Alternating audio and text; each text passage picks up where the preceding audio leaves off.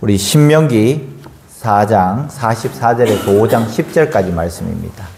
구약 268페이지에 있는 신명기 4장 44절에서 5장 10절까지 말씀입니다.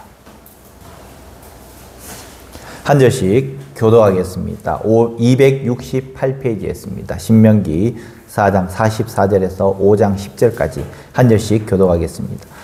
모세가 이스라엘 자손에게 선포한 율법은 이러하니라. 이스라엘 자손이 애굽에서 나온 후에 모세가 진원과 규례와 법도를 선포하였으니 요단 동쪽 벳볼 맞은편 골짜기에서 그리하였더라. 이 땅은 헷수본에 사는 아모리 족속의 왕 시온에게 속하였더니 모세와 이스라엘 자손이 애굽에서 나온 후에 그를 쳐서 멸하고 그 땅을 기업으로 얻고 또 바사나 우리의 땅을 얻었으니 그 사람은 아모리 족속의 왕으로서 요단 이쪽에 근무중에 살았으며 그 얻은 땅은 아르논 골짜기 가장자리에 아로엘에서부터 시온산 곧 헤르몬산까지요.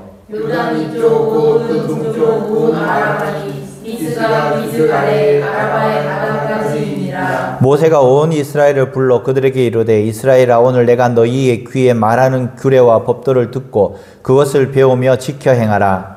우리 하나님 여호와께서 오래 살면서 우리와 언약을 세우셨나니 이 언약은 여호와께서 우리 조상들과 세우신 것이요 오늘 여기 살아있는 우리 곧 우리와 세우신 것이라. 여호와께서 산이 불 가운데에서 너희와 되리라여 말씀하시니 그때 너희가 불을 두려워하여 산에 오르지 못하므로 내가 여호와와 너희 중간에 서서 여호와의 말씀을 너희에게 전하였노라. 여호와께서 이르시되 나는 너를 애굽 땅 종되었던 집에서 인도하여 낸 내 하나님 여호와라. 나 외에는 다른 신들을 내게 두지 말지니라. 너는 자기를 위하여 새긴 우상을 만들지 말고 위로 하늘에 있는 것이나 아래로 땅에 있는 것이나 땅 및 물 속에 있는 것에 어떤 형상도 만들지 말며 그것들에게 절하지 말며 그것들을 섬기지 말라. 나 내 하나님 여호와는 질투하는 하나님인즉 나를 미워하는 자의 죄를 갚되 아버지로부터 아들에게로 3, 4대까지 이르게 하거니와 나를 사랑하고 내 계명을 지키는 자에게는 1000대까지 은혜를 베푸느니라. 아멘. 오늘은 십계명에 대해서 함께 살펴보겠습니다. 십계명 너무나 잘 알고 또 많이 배웠던 것. 출애굽기 20장에 나와 있는 그 말씀이 또 이 신명기 5장에도 여전히 나와 있습니다. 제가 군대 갔을 때에 훈련소에서 이런 일이 있었습니다. 자, 종교 행사가 있어요. 그때는 무조건 가야 돼요. 천주교를 가든 기독교를 가든 불교를 가든 무조건 가야 되는데 뭐 하루는 법당에서 좋은 걸 준다라는 이 소스가 나오면 법당으로 확 가요. 그런데 기독교에 가는 이분이 누구냐면 이 정말 신실한 하사였는데 신실한 사람이었어요. 지금 생각해보면 뭐 20살, 21살 정도 되는 우리 또래의 사람인데 나는 훈련생이고 훈련병이고 그 하사는 뭐 하사관이기 때문에 뭐 나이 차이가 불과 1살, 2살 차이밖에 나지 않는 그 정도의 나이였는데 그 하사가 기독교 손들어 막 하려면 누구 손 막 듭니다. 그리고 앞에 가 줄 서서 그러면 딱 있는데 그리고 보면 좀 껄렁껄렁한 애가 있어요. 너 주기도문 외워봐. 못 외우는 거예요. 너 들어가. 그리고 또 와가지고 너 십계명 외워봐. 못 외워져. 너 들어가. 예배 드리러 막 가지 마. 막 가지 마. 뭐 많이 맛있는 거 준다고 해가지고 뭐 예배 드리러 오지 마. 괜히 와서 졸고 그렇게 하지 말라고. 그 하사의 이야기도 맞아요. 그런데 제 생각에는 누구든지 가가지고 그래도 목사님 말씀 듣는 게 안 좋겠냐라는 제 생각인데 그때는 뭐 하늘 같은 훈육관이었기 때문에 감히 뭐 말을 못할 정도 그 정도의 사람이었죠. 위치였죠. 거의 신이었어요. 신. 그런데 그때 마찬가지입니다. 교회 다니는지 안 다니는지 알기 위해서는 야 주기도문 해봐. 야 사도신경 해봐. 야 십계명 해봐. 지금은 십계명을 외우는 아이들이 많이 없어요. 아동부 계속해서 이야기하는데도 안 외워요. 왜 안 외우는지 모르겠는데 그 당시에 저희들은 다 외웠어요. 다 외우고 그리고 뭐 주기도문 사도신경 다 외우고 뭐 저희 초등학교 때까지는 국민학교 때죠. 국민학교 때까지는 국민교육 현장도 다 외우도록 6학년 때. 여러분들 모르죠? 6학년 때 되면 국민교육 현장이라고 있습니다. 우리 장로님 아시죠? 우리는 민족 중의 역사적 사명을 띠고 이 땅에 태어났다. 잘 다 있어요. 그리고 다 외우도록 했어요. 저는 5학년 때 다 외웠어요. 왜? 우리 형이 4학년 때 외웠으니까 제가 4학년 때 우리 형이 외우니까 옆에서 듣고는 외웠어요. 6학년 돼서 이야 했는데 없어졌어요. 교육 현장이 없어졌어요. 그때부터 외우는 거 없어졌어요. 얼마나 억울한지 다 외웠는데. 저희 형이 초등학교 2학년 때, 그때 국민학교 2학년 때 구구단을 외우니까 저는 7살 때 구구단을 같이 외우는 거예요. 다는 못 외웠지만 그냥 같이 외워서 같이 가는 거예요. 국민교육 현장도 4학년 때 6학년 외우니까 같이 외우고 누가 빨리 외우느냐 내기도 하고 막 이렇게 했던 그 기억이 나는데 이 주기도문이나 사도신경이나 이 십계명 같은 경우에도 이 신앙인들에 있어서 가장 기본이라는 겁니다. 세례교육을 할 때도 마찬가지예요. 세례교육을 할 때도 교회 생활을 아주 오래 했는 아이인데도 고1 때 이제 세례교육을 받으러 와요. 그럼 주기도문 외웠냐? 주기도문 외운다고. 그럼 사도신경 외웠냐? 뭐 대충 외운다고. 그럼 십계명 외웠냐? 못 외운다고. 왜 그런지는 모르겠어요. 그 당시만 해도 제가 있을 때 벌써 라떼인데 제가 있을 때만 해도 다 외웠는데 신앙생활하고 있는 성도라면 최소한도로 암송할 수 있어야 한다는 것입니다. 구약 성경에는 이스라엘 백성들에게 율법을 이야기하는데 하라라는 계명이 248개가 있습니다. 그리고 하지 말라라고 이야기하는 것이 365개가 있습니다. 그래서 총 613개가 이 율법으로 나와 있습니다. 그리고 그것을 집약했는 것이 뭐냐? 바로 십계명입니다. 십계명. 그리고 그것이 이 신약 성경에 나와 있는데요. 마태복음 22장 37절부터 40절까지의 말씀이 나와 있습니다. 한번 읽어보겠습니다.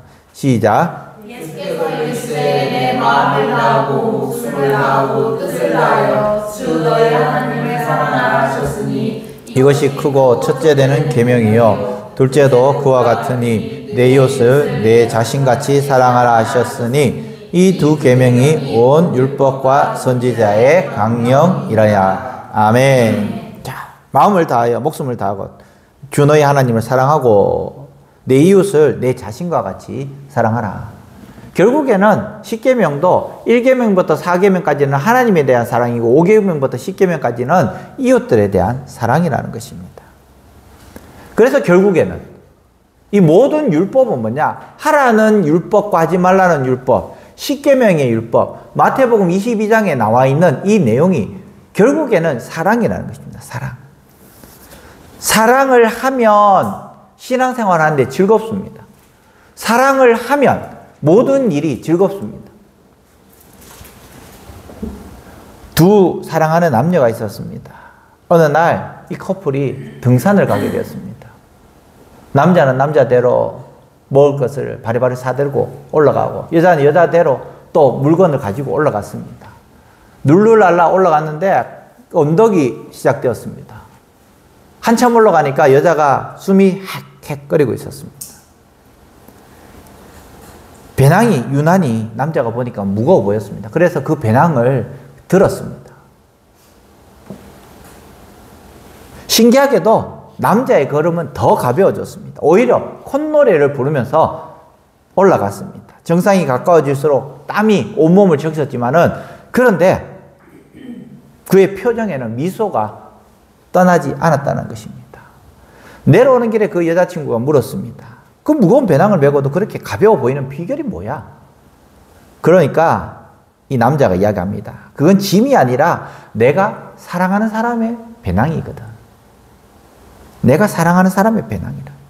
며칠 뒤에 또 등산을 갔습니다. 과거에 며칠 전에 있었던 그 좋은 추억을 가지고 이제 등산을 갔는데 그런데 무엇인지 모르지만 무엇 때문에 옥신각신 다투게 되었습니다. 집으로 돌아가자 하다가 여기까지 왔는데 그냥 올라가자. 그러면서 같이 또 올라가게 되었습니다. 또 그 자리에 가서 이 남자가 여자의 배낭을 했는데, 근데 이상하게도 지난번보다도 훨씬 그 언덕이 가팔라 보였고 짐이 더 무거워졌다고 생각이 되었습니다. 숨이 더 찼고 발걸음은 더 무거웠다는 것입니다. 정상에 오르자 그는 쓴웃음을 지었습니다. 같은 배낭인데 마음이 달라지니까 무게가 2배가 되네. 두 사람은 서로 손을 꼭 잡고 화해를 했습니다. 다시 내려오는 길에 이 배낭이 가벼워졌다는 것입니다. 무게를 정하는 것은 어깨가 아니라 마음이구나. 사람의 짐을 기쁨으로 바꾸면 가벼워지고 또 분노로 바꾸면 무거워지는구나. 행군을 하면, 저는 행군을 한 적이 없어요. 행군을 하면 어떻게 하느냐? 20km 이 완전 군장을 해서 행군을 합니다. 자, 행군을 하고 난 다음에 하다 보면 이 약한 사람이 있어요. 그러면 가다가 동기들이 그 배낭을 짊어지고 가고, 또 동기들이 총을 짊어지고 가고, 또 어떤 친구는 이 부축해 가지고 가고, 완주하기 위해서 그렇게 노력을 합니다. 배낭이 20km 있는데 또 20km를 또 지고 가는 거예요. 덩치 크고 힘이 센 사람은 40km를 짊어지고 가도 마지막에 도착했을 때에 팔팔합니다. 왜? 내가 이것을 들어줬기 때문에 네가 완주할 수 있었어. 어떤 친구는 소총, M16 소총을 가지고 가고, 또 어떤 친구는 같이 등에 메고 어깨 짊어지고 옆에 부축해 가면서 그렇게 완주한다는 거예요. 거기서부터 전우애가 느껴지는데요. 그러나 무겁겠지만은 그러나 너무 기분이 좋았다는 거예요. 아까 전에 이야기했지만은 사랑이 짐을 기쁨으로 바꾼다는 것입니다. 사랑으로 우리는 기도해야 되고, 사랑으로 우리는 전도해야 되고, 사랑으로 우리는 봉사를 해야 한다는 것입니다. 때로는 우리가 기도할 때에 그것이 짐이 된다고 생각할 때도 있습니다. 하기 싫은데 억지로 할 때가 있어요. 봉사할 때도 마찬가지입니다. 전도할 때도 마찬가지입니다. 억지로 할 때가 있습니다. 정말 하기 싫어요. 이 핑계 저 핑계 다 되는데 핑계가 없어서 억지로 나올 때가 있다는 것입니다. 저는 이 릴레이 기도회 하면서 야, 채워질까? 반 정도는 채워질까 생각을 했습니다. 그런데 낮에는 거의 다 채워지고요. 아침 저녁으로도 거의 다 채워졌어요. 너무 감사하죠. 이것이 바로 사랑으로 기도를 하기 때문, 서로 짐을 나눠지기 때문이라는 것입니다. 물론 전도하는 것은 또 달라요. 찾아가고 고래 힘줄보다도 더 질긴 사람의 그 마음, 몇 번이나 왔다 갔다 했던 그 마음이 또 교회로 오라고 하니까 오고 싶은 마음이 사라지는 그것. 누구하고 이 지난 교회 집사님하고 톡을 했는데요. 그 집사님이 농땡이에요. 농땡이. 한 달에 한 번 교회 와주면 감사하고. 지금도 그렇대요. 그러면서 이제 저한테 이제 안부 전화가 왔는데, 집사님, 내가 거기 있을 때는 말을 못 했는데, 지금은 관계가 없으니까 이야기하겠다고. 크게 두들겨 맞기 전에 오시라고. 똑바로 하시라고.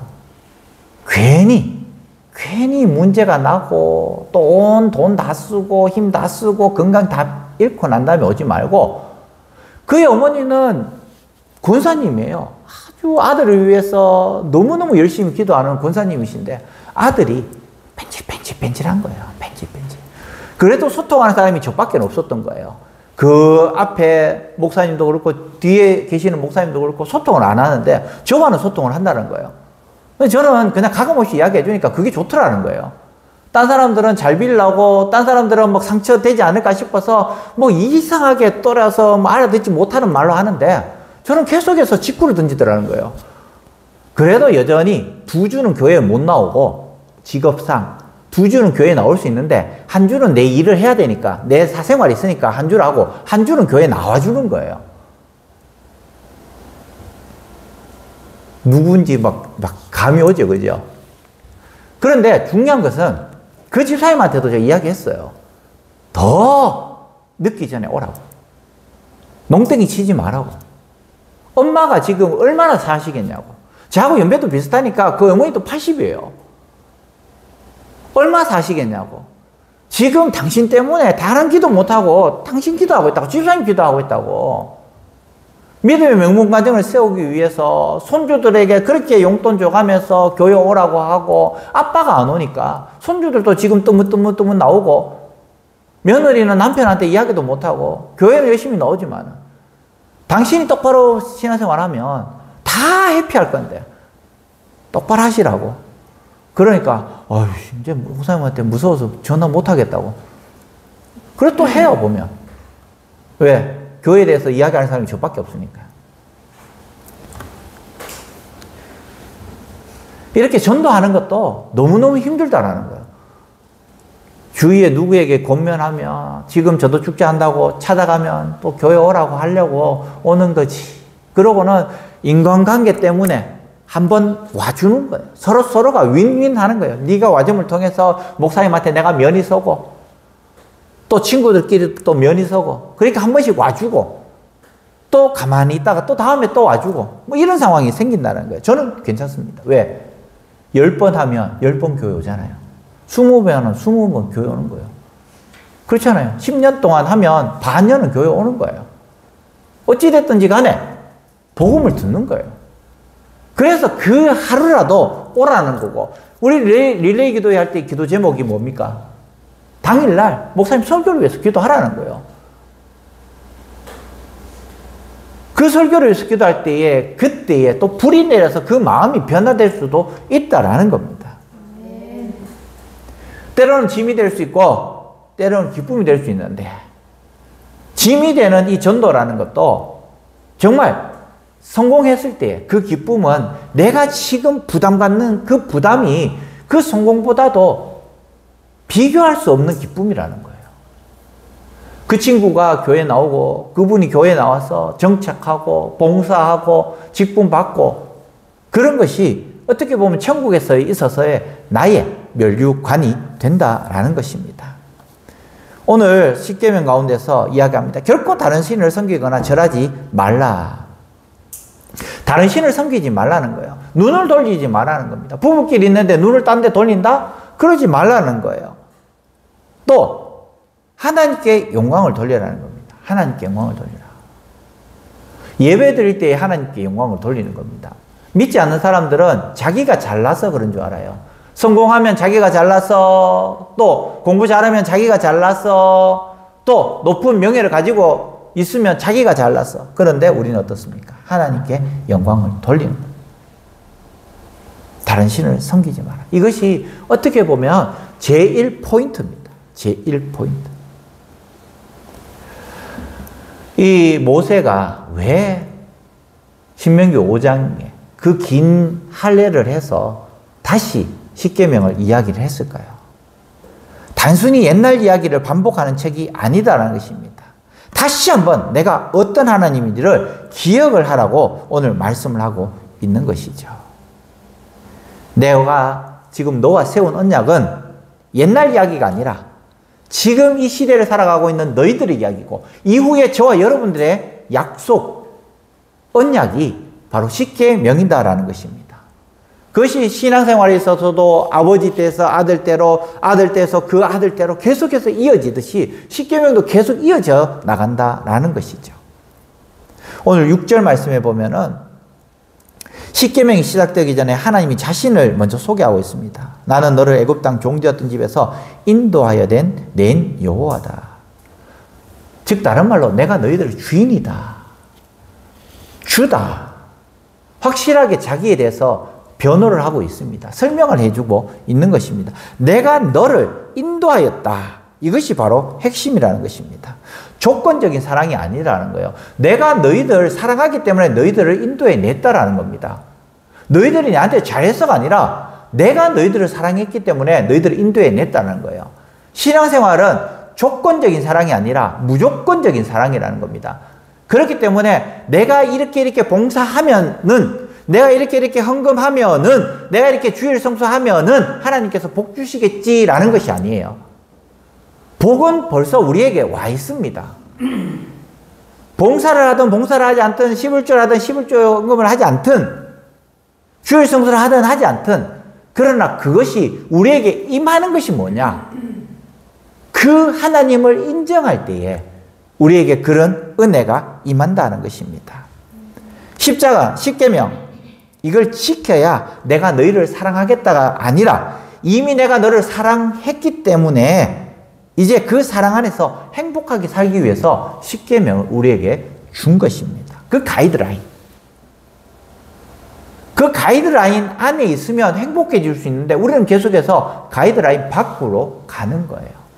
신앙생활은 아주 심플합니다. 하라는 것 하고 하지 말라는 것 하지 말아야 되는데 이브처럼 하와처럼 먹은직도 하고 보암직도 해서 계속해서 고민하고 있는 겁니다. 주일 성수 하라 하지 마라 하라 하면 돼요. 고민할 필요가 없잖아요. 우리에게 자유의지를 주셔서 고민하게 하는 것은 주일 성수에 대한 가치를 그만큼 높이기 위해서 우리에게 자유의지를 주셨다라는 것입니다. 우리의 신앙생활도 마찬가지입니다. 율법은 구원의 조건이 아니라 구원의 결과입니다. 율법은 구원의 결과라고. 은혜 받은 사람이 당연히 해야 될 것이 율법이지 율법 때문에 은혜 받고 율법 때문에 구원받는 것이 아니다라는 것이에요. 부모이기 때문에 자녀들에게 내리 사랑을 하는 겁니다. 부모이기 때문에. 우리가 구원받았기 때문에 율법을 지키고 우리가 구원받았기 때문에 봉사를 하고 우리가 구원받았기 때문에 예배를 드리는 거예요.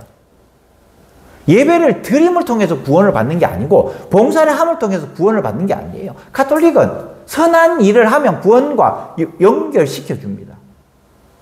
선한 일을 하면, 즉 그러면은 하나님을 안 믿어도 된다라는 거예요.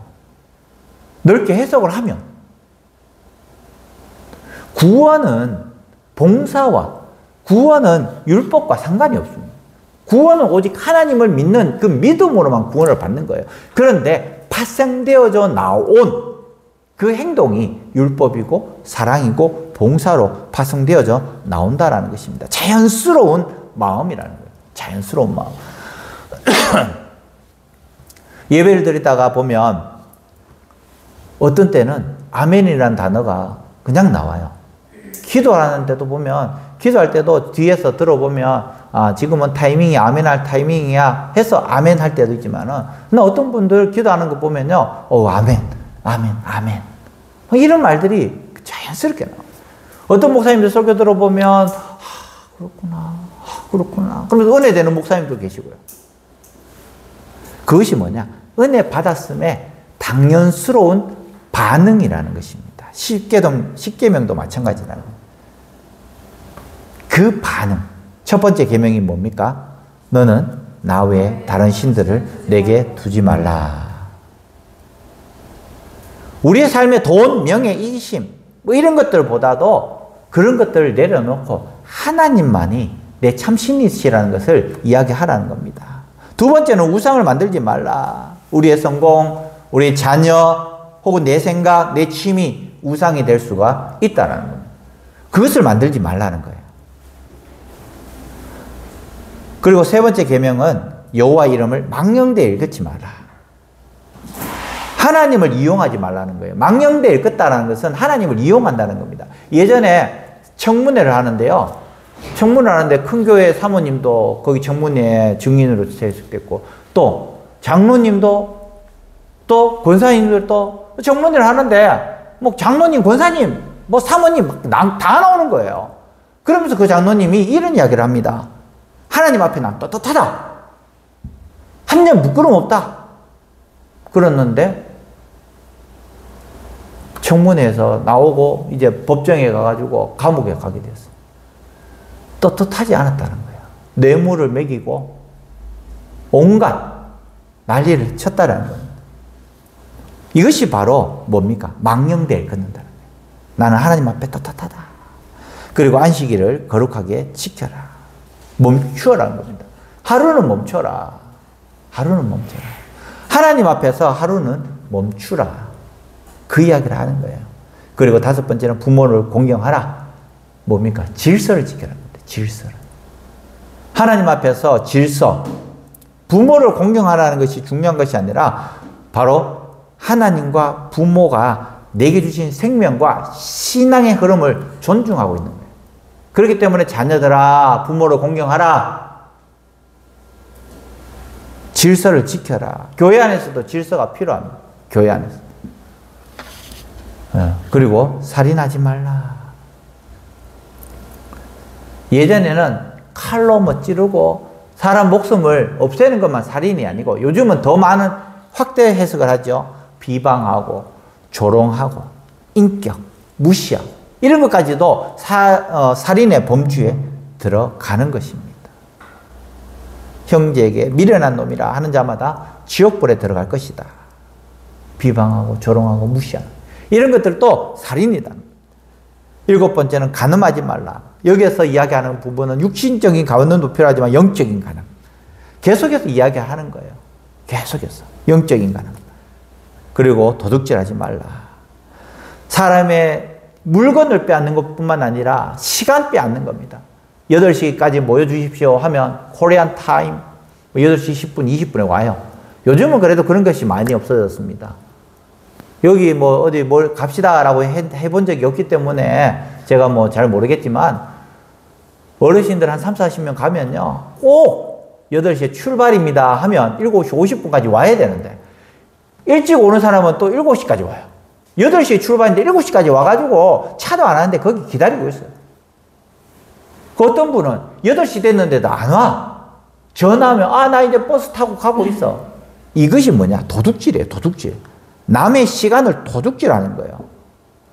그냥 물건만을 도둑질하는 것이 아니라 시간을 도둑질하고 사람의 명예를 도둑질하고 사람의 노력을 가로채는 것. 이것들 또한 도둑질이라는 것입니다. 그러면서 거짓 증언하지 마라. 남을 헐뜯고 뒷담화 이런 것들까지도 다 이야기하는 거예요. 이것이 바로 거짓 증거라는 거예요. 거짓 증거. 하나님 앞에서 떳떳해야 되는데 하나님 앞에 떳떳하지 못한 그 모습들이 있다는 겁니다. 결국 이것은 하나님을 닮아가는 것이 아니라 사탄을 닮아가는 우리의 모습 가운데 하나란. 마지막으로 탐내지 마라. 탐내지 마라. 남의 자리, 남의 인정, 남의 사랑을 탐내다가 결국에는 하나님을 잃어버린다는 것입니다. 이런 것들을 쭉 이야기를 하면서 십계명을 쉽게 이야기하면 따라하겠습니다. 다르게 살아라. 다르게 살아라. 다르게 살아라는 겁니다. 믿지 않는 사람과 다르게 살고 세상 사람과 다르게 살아라는 것이 바로 십계명의 정신이라는 거예요. 우리는 세상 사람들하고 세상과 버타여 살고 있지만은 그들과는 다르게 살아야 한다라는 것입니다. 하나님을 사랑하고 이웃을 사랑하고 또 남들보다 더 정직하고 또 더 성실하고 뒷담화하지 아니하고 헐뜯지 아니하고 남의 공로를 가르치지 아니하고 이런 모든 부분들 세상 사람들은 1계명, 2계명, 3계명, 4계명은 의미가 없어요. 5계명부터 우린 더 효도해야 되고 우린 더 정직해야 되고 우린 더 성실해야 되고 우린 더 겸손해야 됩니다. 이것이 바로 10계명의 정신이라는 것입니다. 오늘 모세가 백성들 앞에서 너희들이 다시 가나안에 들어가면 다시 이 말씀 가지고 살아라. 세상하고 다르게 살아라. 믿지 않는 사람하고 다르게 살아라. 또 우리에게도 동일하게 이야기를 하고 있습니다. 하나님 사랑, 이웃 사랑을 이야기하지만은 더 깊이, 더 넓게 이야기하면 세상과 다르게 살아라. 그것을 우리에게 말씀해 주고 있는 것입니다. 여기 계시는 우리 사랑하는 우리 성도님들, 정말 주님 안에서 세상 사람과 버타여 살지만은 세상 사람과 거룩한, 구별되게 다르게 살아갈 수 있는, 그래서 믿지 않는 사람들이 당신은 하나님을 믿는 사람이구나 라고 인정받을 수 있는 우리 멋진 그리스도인 되시기를 주님의 이름으로 간절히 축원합니다. 우리 찬양하고 기도하겠습니다.